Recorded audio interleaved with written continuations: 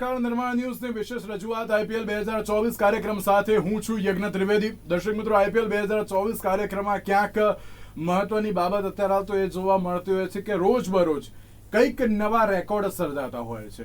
એક એવી નવી ટીમ પણ, એટલે આમ તો જૂની ટીમ કહેવાય, પણ એક નવી ટીમ આવતી હોય છે, એક નવો રેકોર્ડ બનાવતી હોય છે અને નવા રેકોર્ડની સાથે આઈપીએલમાં ક્યાંક પોતાનું નામ અત્યારે હાલ તો અંકિત કરતા હોય છે. આ આપણે ગઈકાલની મેચની વાત કરીએ તો ગઈકાલની મેચ ઘણી મહત્વની હતી અને જેમાં એમ કહેવાય કે Sunrisers Hyderabad versus Mumbai Indians.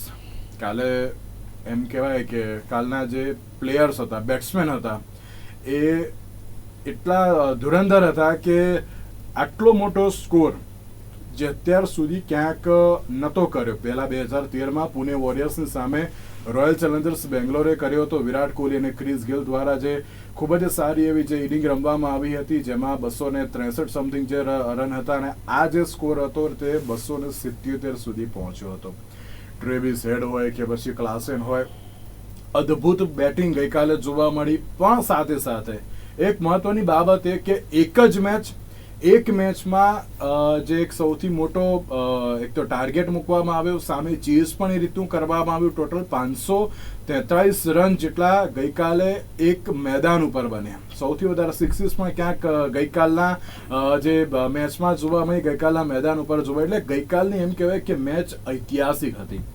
ઐતિહાસિક એટલા માટે કારણ કે એમ કહેવાય ને કે આટલો મોટો ટાર્ગેટ, અને કાલે જ્યાં જે પણ કોઈ વ્યક્તિ એ જે સ્ટેડિયમમાં મેચ જોવા માટે ગયા હશે તેમના પૈસા વસૂલ મેચ આ કાલે કહી શકાય. ત્યારે આજની વાત કરીએ તો આજે પણ Rajasthan Royals versus Delhi Capitals છે. દિલ્હી પણ આ વખતે પહેલી મેચ જીતવા માટેનો એક પ્રયત્ન કર્યો છે. રાજસ્થાન જીતેલી પણ છે એક મેચ તો. અને હવે આજની જો મેચની વાત કરીએ તો આજની મેચમાં કોણ કેવું પરફોર્મન્સ આપશે, કારણ કે રિષભ પંત એમની ઇન્જરીમાંથી બહાર આવ્યા છે. પહેલી મેચમાં ક્યાંક હાર તો અત્યારે તો મેળવી, પરંતુ હવે ક્યાંક પ્રથમ જીતની સાથે આજના રાજસ્થાનના જે સવાઈ માધોસી જે સ્ટેડિયમ છે તેમાં અત્યારે તો જે ઉતરશે અને તેમાં પણ કેવા પ્રકારનું પરફોર્મન્સ આપશે તે પણ એક સવાલ છે. બંને મેચ ઉપર ચર્ચા વિચારણા કરીશું. આ બંને મેચ ઉપર ચર્ચા વિચારણા કરવા માટે અમારી સાથે સ્ટુડિયોમાં ઉપસ્થિત છે અશોકભાઈ મિસ્ત્રી, કે જે સ્પોર્ટ્સ એક્સપર્ટ છે. અશોકભાઈ, સૌથી પહેલા તો આપનું સ્વાગત. Thank you so much. Ashokbhai, ગઈકાલની મેચમાં આપણે એમ કહીએ એટલે આપણે પેલું એમ કહેવાય ને કે મજાકમાં આપણે બધા એમ કહેતા હતા કે ભાઈ આ શું ખાઈને આવ્યા છે આ લોકો, કે આ પ્રકારની જે બેટિંગ જોવા મળી ગઈકાલે, અદ્ભુત, અવિસ્મરણીય, વિસ્ફોટક જે બેટિંગ જોવા મળી. અશોકભાઈ, આપણે કોઈ પણ તરફ તો જે બિલીવ નથી કરી શકતા આ મેચનું, કારણ કે જ્યારે હૈદરાબાદની વાત કરીએ તો સૌથી પહેલા શરૂઆત જે કરી હતી ટ્રેવિસ હેડ, અભિષેક શર્મા, એડમ માર્કરમ અને ક્લાસેન, માત્ર 4 જ બેટ્સમેન રમ્યા છે, પણ 277 અને ખાલી ને ખાલી 3 જ વિકેટ ગુમાવી હતી. ગઈકાલની જે મેચ હતી તેને લઈને શું કહેશો? સાથે જ મુંબઈ ઇન્ડિયન્સે ચેઝ ઘણું સારું કર્યું. એક સ્ટેડિયમ પર આટલા બધા જે રન પહેલી વાર જોવા મળ્યા, આટલી બધી સિક્સીસ પહેલી વાર જોવા મળી, એટલે એમ કહેવાય અશોકભાઈ કે ગઈકાલની ઐતિહાસિક મેચને આપ કઈ રીતે જોઈ રહ્યા છો? વેલ, ઐતિહાસિક તો ખરી. જ્યારે ટોસ જીતીને પહેલા ફિલ્ડિંગનો નિર્ણય લીધો ત્યારે જ નોર્મલ કેસમાં એવું થતું હોય કે ભાઈ ટોસ જીતે એટલે ફ્રેશ વિકેટ હોય, પહેલાં બેટિંગ કરીને સારો સ્કોર બનાવીએ.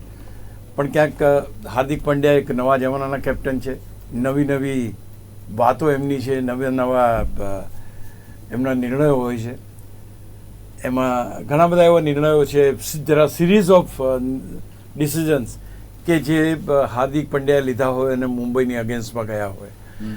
ખાસ કરીને કાલે પહેલું એવું ડિસિઝન કે ભાઈ પહેલાં ફિલ્ડિંગ લેવી, એટલે બેટિંગ કરવા માટે ટીમ ઉતરી. ત્યારે હૈદરાબાદની ટીમ આમે કંઈ બહુ એટલું મોટો કાઠું કાઢેલું નથી અત્યાર સુધીના જે ઇતિહાસમાં. તમે જુઓ તો એકવાર ચેમ્પિયન બની છે, આઈ થિંક વોર્નરના સમયમાં. તો they have really done A terrific job once. ત્યાર પછી કોઈ એની એવી નોંધ લેવા એવું અસ્તિત્વ નહોતું. ટુ બી વેરી પ્રિસાઇઝ છેલ્લી 4-5 ટીમોમાં હંમેશા રહેતી હતી અને એક લો પ્રોફાઇલ ટીમ તરીકે આખી ટીમને આપણે એ કરતા હતા. ગયા વખતે માર્કરમ કેપ્ટન હતા, પણ આ વખતે કેપ્ટન બદલ્યા. આજે કમિન્સને લાવ્યા છે. કમિન્સ એ કેપ્ટન છે કે જેણે ગુજરાતના નરેન્દ્ર મોદી સ્ટેડિયમ પર લોકોને ચૂપ રાખવાનું કામ કર્યું હતું અને સફળતાપૂર્વક. એ દિવસ તો હજુ પણ યાદ આ એક ટ્રેવિસ હેડ છે ગઈકાલે જેણે ધમાલ મચાવી, કે ટ્રેવિસ હેડે અમદાવાદમાં ધમાલ મચાવી હતી. એટલે બંને માણસો જે અમદાવાદની યાદો સાથે જોડાયેલા હતા ને, ગઈકાલે જે રીતે ટ્રેવિસ હેડે શરૂઆત કરી છે આઈ થિંક શરૂઆતથી ઇન્ટેન્શન્સ વર ક્લિયર, અને જ્યારે તમે સૌથી વધારે મજબૂત ટીમ સામે ઝઝૂમતા હો ત્યારે તમારું આક્રમણ જે છે જબરજસ્ત હોય, તમને કંઈક જનૂન હોય કે નહીં યાર આ ટીમને તો ક્યારેક પાડવી છે મારે, તો એ પ્રકારના જનૂનથી ગઈકાલે બેટિંગ જોવા મળી. ત્યાર પછી ટ્રેવિસ હેડ અભિષેક શર્માની તમે અભિષેક શર્મા અ લીન મેન, એનું અત્યાર સુધી ક્યાંય આપણે પ્રભુત્વ જોયું નથી, પણ the way he has pulled the things for Sixers, કેવા ગજબના છગ્ગા માર્યા જેણે, આઈ મીન અદ્ભુત કહેવાય. કારણ કે આ બધા ઘણા વખતથી રમે છે ખેલાડીઓ, આપણે ક્યારેય આવું રૌદ્ર સ્વરૂપ ક્યારેય જોયું નથી. અચાનક શું થઈ ગયું આ ખેલાડીઓને. અને ત્યાર પછી definitely Aiden Markram is one of the finest player, અને ત્યાર પછી ક્લાસન તો ગયા વખતે પણ જે ધોવાણ કર્યું હતું, આ વખતે પણ 34 બોલમાં 80 રન સાહેબ. તમે જગ્યા જુઓ એ જગ્યા ઉપર એના છગ્ગા હોય, તમે એક બોલર જુઓ બોલરને મારીને એટલા ભૂત બનાવી દીધા છે. આ સીધા શબ્દોમાં કહીએ તો મફાકા અંડર 19નો નંબર 1 બોલરને એટલો માર્યો છે કે બિચારો લાઇન લેન્થ ભૂલી ગયો, એને આગળ ઉપર બોલિંગ ક્યાં આપવી, કેમ છુપાવવો એ જ ખબર નહોતી. તો ક્યાં કેમ કહી શકાય કે એક આક્રમક ક્રિકેટ. કાલે કોઈ એમ નહીં કહે કે ભાઈ મારો છોકરો મોટો થઈને આઈપીએલમાં બોલર બને, બોલર ના બને એવી પરિસ્થિતિ લાવી દીધી કે ના યાર બોલર આઈપીએલમાં તો નહીં. એટલા બધા માર પડ્યા છે, એટલો બધો માર. લોકોની એવરેજ, પિયુષ ચાવલા બે ઓવર નાખી એમાં તો 15, 16, 17ના એવરેજથી રન આપી દીધા. પેલા બીજો એક સ્પિનર હતો એણે એટલા રન આપ્યા, અને ક્યાંક તાંડવ મચી ગયું રનનું. 523 રન બંને ભેગા થઈને બનાવ્યા, અને જે સિક્સરો મારી છે તો એનાથી પણ જબરજસ્ત. અને ક્યાંક ને ક્યાંક એમ લાગ્યું કે હા આ મેદાન ઉપર આજે લોકોના પૈસા વસૂલ થયા, લોકોને જે જોવું. અને સિક્સર કોઈ બાઉન્ડ્રીની બહાર તો સિક્સર એકાદ માંડ વાગી હશે, બધી કોઈ સેકન્ડ ટિયરમાં, કોઈ થર્ડ ટિયરમાં. કેટલું જનૂન હતું એના ક્લાસનના શોટ્સમાં, કેટલું જનૂન હતું. બિલકુલ તમે જો માર્કરમના શોટમાં કેટલું જનૂન હતું. કોઈ ખેલાડી નજીક રમ્યો જ નથી. આપણા ખેલાડી રમ્યા હોય તો એ જોવું પડે છગ્ગો છે કે ચોગ્ગો છે. પેલો હાર્દિક પંડ્યા જે માર્યો હોય કે ભાઈ ચોગ્ગો છે કે છગ્ગો છે, પેલામાં જોવાનો સવાલ જ નથી, સેકન્ડ ટિયરમાં જ બોલ હોય. તો આટલી આક્રમક બેટિંગ પહેલી વાર જોવા મળી. તમે એ પણ સાચું કીધું કે મુંબઈ ઇન્ડિયન્સની ટીમ ગાંજી જાય એવી નથી, જબરી ટીમ છે, એમાં કોઈ બેમત નહીં. દે હેવ ફોટ બેક, જબરજસ્ત પ્રદર્શન કર્યું એ લોકોએ. પણ અગેન એ વ્યક્તિ ઉપર જ આવીને ઊભું રહ્યું કે જે વ્યક્તિ એક જમાનામાં ફિનિશરોનો દાવો કરતો હતો, એ દાવો કરતો હતો કે હું કોઈ પણ જગ્યાએ મારી ટીમને મુશ્કેલીમાંથી બહાર કાઢી શકું. Hardik Pandya could not do anything. ગઈકાલે સૌથી મહત્વની જો કોઈ ખરાબ ઇનિંગ રમી હોય તો હાર્દિક પંડ્યાની છે. બિલકુલ.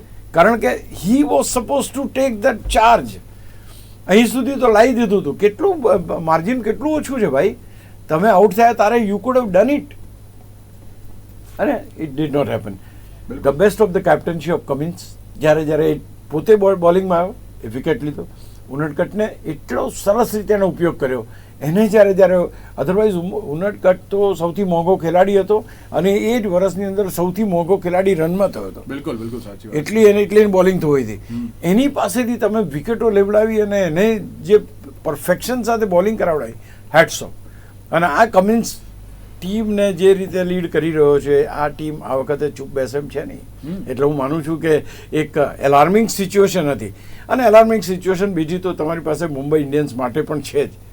કારણ કે જે રીતે હજુ સુધી જે રોહિત શર્મા અને હાર્દિક પંડ્યાના જે ઇન્ટરચેન્જ થયું છે એ ઘાવ લોકો ભૂલી શક્યા નથી. ટૂંકમાં કાલે પણ એ જ નારા લાગતા હતા, અમારા કેપ્ટન કેસે રોહિત શર્મા જેસા હોવા. તો આ એક ટૂંકમાં લોકોના મનમાં પણ આ વસ્તુ ઘર કરી ગઈ છે. કાલે એમના માલિકો બધા જોઈ રહ્યા હતા, તે વખતે પણ આ બધી વસ્તુઓ બની છે એમની નજર સામે. તો ફરી એકવાર એક મોટો પરાજય એ હાર્દિક પંડ્યાના નામે. પહેલી મેચ હારી ગયા, આ બીજી મેચ પણ હાર્યા છે. હવે આગળ ઉપર શું થશે એ ખબર નથી, પણ એક વાત ચોક્કસ છે, હૈદરાબાદની ટીમ આ વખતે કંઈક કરવા માટે આવી છે. ધ વે તેઓ બેટેડ, ધ વે તેઓ બોલ્ડ, હું માનું છું કે one of the finest team અત્યારની જો કોઈ ગણાય તો આ ટીમ છે. બિલકુલ બિલકુલ સાચી વાત છે. કારણ કે ગઈકાલે આપણે જોવા જઈએ તો ક્યાંક કોઈએ એક્સપેક્ટેશન એવું રાખ્યું નહોતું અશોકભાઈ કે ના આ વખતે કોણ કેવું રમશે ને હૈદરાબાદની ટીમ અમે જીતી દઈશું, એવો ક્યાંક એમ કહેવાય ને કે એવી આશા હતી કે ના અમે જીતી દઈશું, આ તો કોઈ વાંધો નહીં આવે, ગઈ વખતે પણ રમ્યા હતા, આ વખતે પણ રમ્યા છીએ. એટલે અમે કરી લઈશું. પણ જે પ્રમાણે જે વિસ્ફોટક જે બેટિંગ જોવા મળી, શરૂઆત જે જોવા મળી, તેનાથી ક્યાંક એવું લાગ્યું અને આ વખતે આ લોકો આપણે જેમ વિચારીએ છીએ એ પ્રમાણે નથી. કારણ કે આપણે એમ જોવા જઈએ તો 5 ઓવર જ ખાલી હતી ને 5 ઓવરમાં 60+ જે રન પણ જોવા મળ્યા હતા. અને આપણે જ્યારે 15મી ઓવરની કે એવી રીતે વાત કરીએ ત્યાં સુધી તો 200 રન સુધી પહોંચી પણ ગયા હતા. એટલે બહુ જ કાલે જે બેટિંગ જે જોવા મળી ઘણી સારી એવી બેટિંગ હતી. પણ એક વસ્તુ અશોકભાઈ પેલું કે આંખે ઉડીને વળગે તેવી છે અને એ છે હાર્દિક પંડ્યા. હાર્દિક પંડ્યા, તમે જે રીતે પહેલા કહ્યું કે ના અત્યારે જે પહેલી મેચ હતી તેમાં પણ ક્યાંક આ સિચ્યુએશન જોવા મળી, બીજી મેચમાં પણ આ સિચ્યુએશન જોવા મળી. એટલે કે અત્યારે જે પેલું કે હારનું ઠીકરું અત્યારે હાર્દિક પંડ્યા ઉપર જ પણ અત્યારે જોવા મળી રહ્યું છે. કારણ કે ચલો રોહિત શર્મા નો ડાઉટ કે એમણે કાલે એક શરૂઆત આપી હતી તેમણે અને ઈશાન કિશને, ચલો આપણે એ પણ સમજી શકીએ છીએ કે જે પહેલી 6 મારી અને પછી ક્યાંક એવું લાગ્યું બીજીમાં પણ થઈ જશે, એ ન થયું. પણ એક Hardik Pandya as a captain તરીકે ઉભો રહ્યો છે. આ જ વસ્તુ આપણે ઋતુરાજ ગાયકવાડમાં જોઈએ. એબ્સોલ્યુટલી ઋતુરાજ ગાયકવાડે જે ઓપનિંગ કર્યું હતું તેમાં 46 રન જેટલા તેમણે પણ બનાવ્યા હતા. એટલે એમણે ઊભું રહેવું પણ બહુ જરૂરી છે, પણ ના જોવા મળ્યું. તમે લઈ લીધું, છીનવી લીધું, ચલો કેપ્ટન બની ગયા, હવે શું, હવે તો સંભાળો. બિલકુલ. તમે ઉમેશની ઓવરમાં જે રીતે હાર્દિક પંડ્યા આઉટ થયો, that was a turning point. એ ટીમને જીતાડી શક્યો હોત જો થોડું વ્યવસ્થિત રમ્યો હતો. He could not do it. ગઈકાલે સિમિલર સિચ્યુએશન હતી. 25 કેટલા રન થી હાર્યા છે, very nominal. He could have done it or he could have tried it out. બિલકુલ. પણ એ વખતે પોતે વિકેટ ફેંકી દીધી. તો સી આજે તમે લઈ લીધું, છીનવી લીધું, બધું કરી લીધું, અથવા તો મીન્સ કે તમે કેપ્ટન બની ગયા. Now you to handle the situation યાર. તમે ક્યાં સુધી લોકોને બ્લેમ કરશો જ્યારે બંને મેચોમાં ફિનિશિંગનું કામ એ હાર્દિક પંડ્યા પાસે જ આવ્યું હતું. પહેલી મેચમાં પણ હી વોઝ ધેર, એણે એક છગ્ગો માર્યો, એક ચોગ્ગો માર્યો, એ વધારે વ્યવસ્થિત રમીને ટીમને જીતાડી શક્યો હોત. એ જ પ્રમાણે આ મેચની અંદર પણ એ જો ટક્યા હોત તો કંઈક છગ્ગા ચોગ્ગા મારી શકત, પણ એમના છગ્ગા ઓવર ધ રોપ્સ જતા નહોતા. So this is what is needed. એ છગ્ગા જે પહેલા ફર્સ્ટ યર સેકન્ડ યરમાં પડતા હતા એ નથી વાગતા. તો જવાબદારી જ્યાં સંભાળવાની છે, જ્યાં ફિનિશર થવાનું છે, ત્યાં આગળ તમે ફિનિશર નથી થઈ શકતા બોસ. અને બીજું કે હવે Rohit Sharma has become a past. હવે તમે એને ક્યાં સુધી બ્લેમ કરશો? તમે there are 11 players who are playing including you. આજે જસપ્રીત બુમરાહને સેકન્ડ ટાઈમ પહેલી ઓવર નખાયા પછી બીજી ઓવરમાં કેમ ના લાવ્યા એ અત્યારે સોશિયલ મીડિયા ઉપર ચાલી રહ્યું છે. Why he has not brought him. બધા કેપ્ટનો, બધા કોચિસ, બધું. અરે આ કંઈ પોતાના મન પ્રમાણે કામ કરવાની જગ્યા નથી. You are getting exposed. તમે જુઓ તમારી પાસે આટલું જબરજસ્ત તમારા મેન્ટર્સ કોણ છે, તમારી ટીમમાં કઈ કઈ દિગ્ગજ હસ્તીઓ બેઠી છે, એમણે કંઈક વાત કરી હશે, એમનું કંઈક તો તમે સાંભળો. તો this is what has happened. ગઈકાલે જસપ્રીત બુમરાહને સેકન્ડ એમાં લાવવા માટે એક ઓવર નખાઈ એની પાસે, અને બીજી ઓવર નખાવવા માટે એને કેટલું બધું, જ્યારે બધા સેટલ થઈ ગયા ત્યારે એને લાવ્યા. બિલકુલ બિલકુલ સાચી. તો આ this is bin criticise very widely. બિલકુલ. ભલે તો એને એમ કદાચ થતું હશે કે આઈ એમ ધ કિંગ અને મને ક્રિટિસાઇઝ કરે કારણ કે હું કિંગ છું, but it is not so. દુનિયા, તમારા ફ્રેન્ચાઇઝી, તમારી પરિસ્થિતિઓ તમારી સાથે ત્યાં સુધી રહે છે જ્યાં સુધી તમે જીતો. ધ મોમેન્ટ તમે હારવાનું શરૂ કરશો તો તમે સ્ટિંકિંગ થઈ જશો. આ 22 ગજની પટ્ટી ભલા દિગ્ગજોને પાણીના ભાવે એ કરી દીધા છે. અશોકભાઈ, એક એમ કહેવાય કે મુંબઈ ઇન્ડિયન્સ માટે પણ આ એલાર્મિંગ સિચ્યુએશન છે. ચલો હજુ 2 મેચ છે, હજુ વધારે નથી થઈ તો પણ મુંબઈ ઇન્ડિયન્સે તો પહેલા 5 મેચો હાર્યા પછી પણ ટાઇટલ જીત્યા જેવા દાખલા છે. એટલે હું એમ નહીં કહું, પણ અત્યારે પરિસ્થિતિ વિકટ ચોક્કસ છે કે તમે ફિનિશર કેમ નથી બની શકતા. Why don't you finish the game for your team? બિલકુલ. પહેલી મેચ હાથમાંથી નીકળી ગઈ છે. There is no other reason. એવું નથી કે ઉમેશ યાદવ કોઈ નવો બોલર હતો કે પહેલી વાર રમો છો કે એણે બહુ તરખાટ match, nothing of that sort.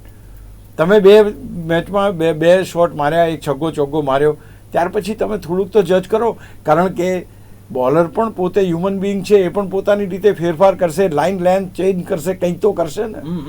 તો તમે છો ત્યાં આગળ જજ કરો, તમારી ટીમને જીતાડો. બિલકુલ. એટલે આ એકચ્યુઅલી જોવા જઈએ ને તો આ બંને મેચોમાં એ બન્યું છે કે હારનું ઠીકરું એના માટે એટલે કે એની પાસે જ હતી ગેમ. હા બિલકુલ, કારણ આ કે પહેલી મેચમાં પણ અશોકભાઈ આપણે જોયું છે કે 5મા કે 6ઠા ક્રમે આવી શકે આવી શકે ના આવે. અરે ઇવન છેલ્લી ઓવરમાં પહેલા છગ્ગો ચોગ્ગો માર્યો ત્યાં સુધી બધું કંટ્રોલમાં હતું. બિલકુલ બિલકુલ કોઈ પ્રોબ્લેમ નહોતો. ત્રીજા બોલે વિકેટ એની ગઈ, એ જ મહત્વની વસ્તુ છે. કેમ તમે નથી જજ કરી શકતા કે ભાઈ બોલર પણ પોતાની ઇન્ટેલિજન્સ વાપરી શકે છે? બિલકુલ સાચી તો એ વસ્તુ તમારે જોઈને તમારે રમવાનું. બાકી એ વખતે તો તમારા હાથમાં જ મેચ હતી. ઇવન કાલે નો ડાઉટ થોડો ફાસલો મોટો હતો, બટ અને છેલ્લે સુધી લડીને જો એ થયું હોત ને તો લોકોને એના પ્રત્યેનું રિસ્પેક્ટ છે વધત. Unfortunately he surrender to the situation. બિલકુલ, તો એ ક્યાંક ને ક્યાંક લોકોને પસંદ નથી પડ્યું. બિલકુલ. તો અશોકભાઈ, ચલો ગઈકાલે મેચો ક્યાંક ઐતિહાસિક જોવા મળી. સાથે આજની વાત કરીએ તો આજે એક બહુ જ મહત્વની મેચ છે, Rajasthan Royals versus Delhi Capitals. સૌથી પહેલો મારો પ્રશ્ન એ કે દિલ્હી કેપિટલ્સને લઈને શું કહેશો? કારણ કે રિષભ પંત ચલો ઇન્જરીમાંથી બહાર આવ્યા છે, પહેલી મેચ ક્યાંક હાથમાં હતી તો પણ ક્યાંક તેઓ હારી ગયા હતા, અને આજની મેચને લઈને પણ શું કહેશો?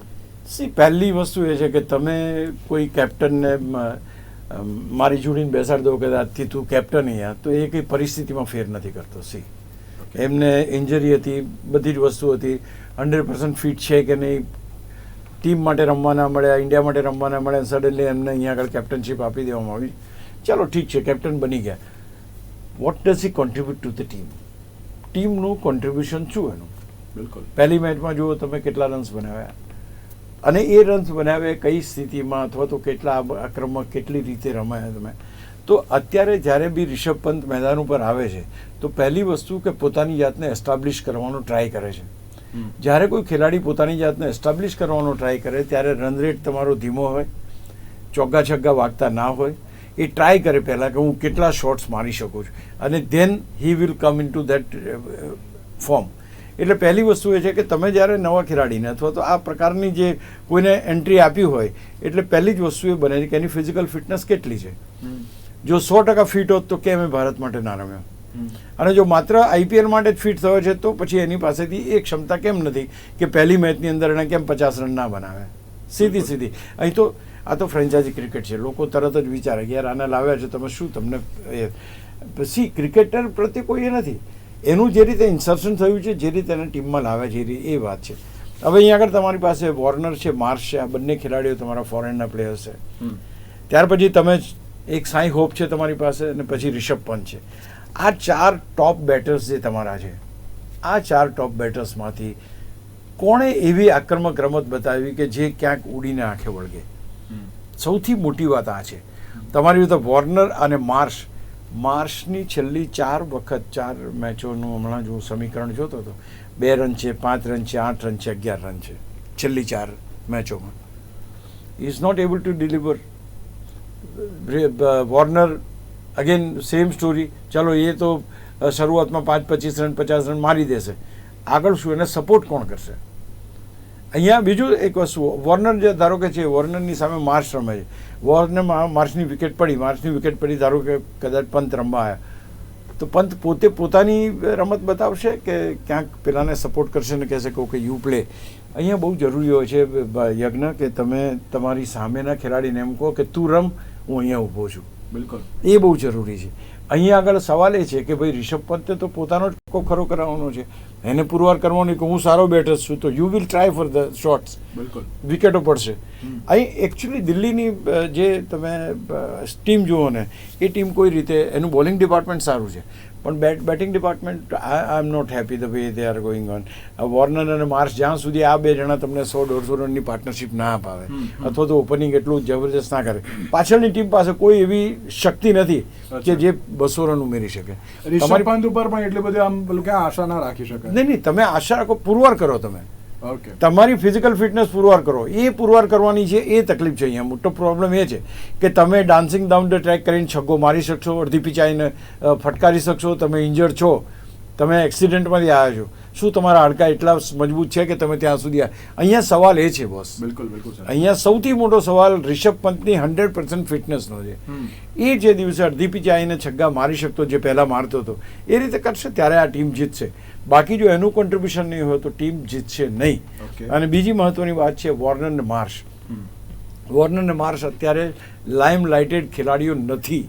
Warner is also not playing that good, અને એની સાથે સાથે માર્શની પણ બેટિંગ છેલ્લી 4 મેચોમાં એટલી સારી નથી. એટલે રિકી પોન્ટિંગ આજે તો કહ્યું છે કે પૃથ્વી શો કદાચ રમવાના નથી.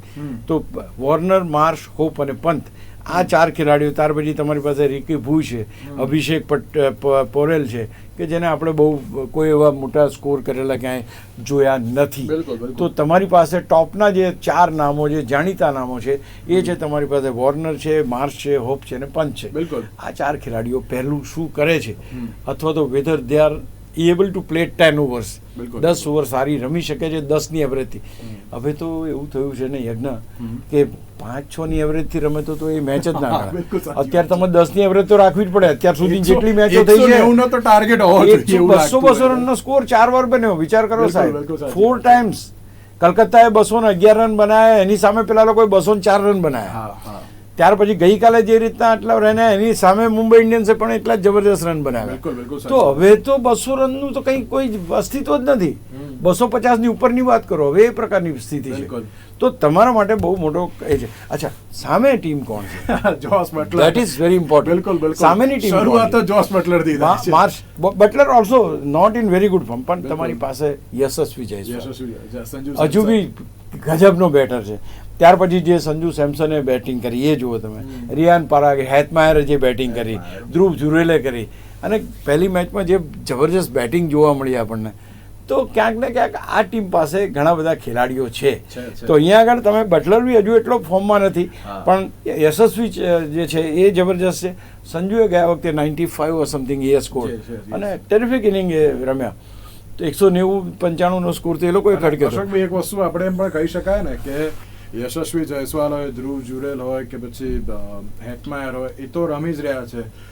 જો આમ આપણે એમ પેલું કહેવાય ને મજાકમાં એમ કહેતા, જો ભૂલથી જોસ બટલર એમના ફોર્મમાં આવી ગયા તો પછી રાજસ્થાન રોયલ્સની સિચ્યુએશન ક્યાં જઈને અટકશે એ તો સવાલ થતો ક્લાસનવાળી થાય પછી. હા, હું એટલે જ કહું છું ને કે ના, અત્યારે તો એ ક્યાં જઈને અટકશે હજુ કંઈ ખબર નથી. કારણ કે આપણે ભૂલવું ના જોઈએ અશોકભાઈ કે એક જ આઈપીએલની સિઝન હતી કે જેમાં 4 જેટલી સેન્ચુરી જોસ બટલરે કરી હતી. ઇવન 5 જેટલી 50s પણ તેમણે મારી હતી. એટલે આપણે જોસ બટલરને એ રીતે આપણે ભૂલવા તો ના જોઈએ. નહીં, કોઈ સવાલ ભૂલવાનો છે નહીં. અને બીજું સૌથી મહત્વની જે વાત છે એનું બોલિંગ ડિપાર્ટમેન્ટ છે. ઇવન રાજસ્થાનનું બોલિંગ ડિપાર્ટમેન્ટ તમને ડર લાગે એવું છે. તમારી પાસે Trent bolt, world best bowler, કે જે માણસ પાવર પ્લેની અંદર વિકેટો લે જ લે, સૌથી વધારે વિકેટ પાવર પ્લેની લેનાર ખેલાડી તરીકે એનું નામ જ છે. બિલકુલ. તો ટ્રેન્ટ બોલ્ટ છે તમારી પાસે, બર્ગર છે, અવેશ ખાન છે, ચહલ છે, was got maximum wickets, Sandeep Sharma છે, અશ્વિન છે તમારી પાસે. તો અહીંયા જ્યારે સામેના સાઈડે તમે જુઓ, even bowlers they don't have very good. તમે જુઓ, નોર્જે છે, ખલીલ છે, મુકેશ છે, મુકેશ કુમાર, અમિત. તો આ ક્યાંય એવા નામો નથી કે જે તમને જોરદાર તમને કંઈ પરિણામો આપે.